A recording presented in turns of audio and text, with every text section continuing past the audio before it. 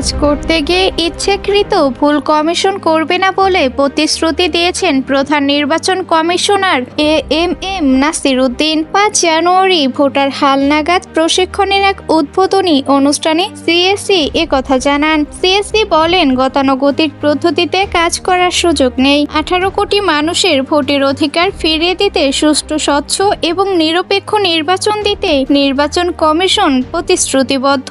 নির্বাচন সংশ্লিষ্টদের পেশাদারিত্বের সঙ্গে কাজ করতে হবে। কাজ করতে গিয়ে ইচ্ছাকৃত ভুল কমিশন করবে না বলেও প্রতিশ্রুতিও দিয়েছেন তিনি। অনুষ্ঠানে নির্বাচন কমিশনার আব্দুর রহমানেল মাসুদ বলেন, ভোটে মানুষের আস্থা ফিরে আনতে স্বচ্ছতা এবং দায়িত্বের সঙ্গে কাজ করতে হবে। নির্ভুল ভোটার তালিকা সুস্থ নির্বাচনের পূর্বশর্ত বলেও মনে করে কমিশন। এ সময় ভোটার তালিকা হালনাগাদের সর্বোচ্চ সতর্কতা এবং তৎপরতার সঙ্গে কাজ করার নির্দেশ দেন তিনি। এর আগে গত 2 জানুয়ারি খসড়া ভোটের তালিকা প্রকাশ করে নির্বাচন কমিশনার। খসড়া ভোটার তালিকায় নতুন প্রায় 18 লাখ ভোটার যুক্ত হয়ে বর্তমানে ভোটারের সংখ্যা 12,36,83,512 জন। বাদ পড়াদের ভোটার তালিকায় যুক্ত করতে 20 জানুয়ারি থেকে বাড়ি বাড়ি গিয়ে তথ্য সংগ্রহ করবে নির্বাচন কমিশন।